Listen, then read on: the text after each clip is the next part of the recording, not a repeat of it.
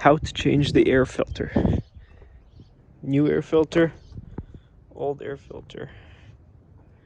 Unscrew several bolts on the housing, take out old filter, very dirty construction dust, put in the new one, facing down.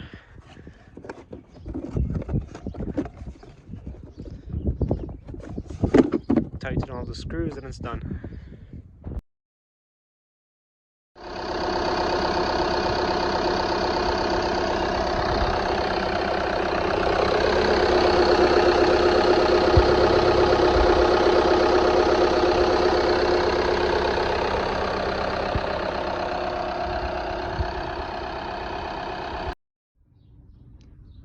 Testing to prime the fuel pump using OBD11, but this didn't work on my iPhone, have to use Android phone.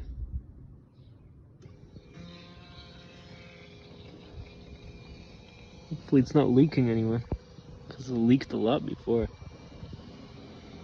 So that's running the lift pump. That's right over here.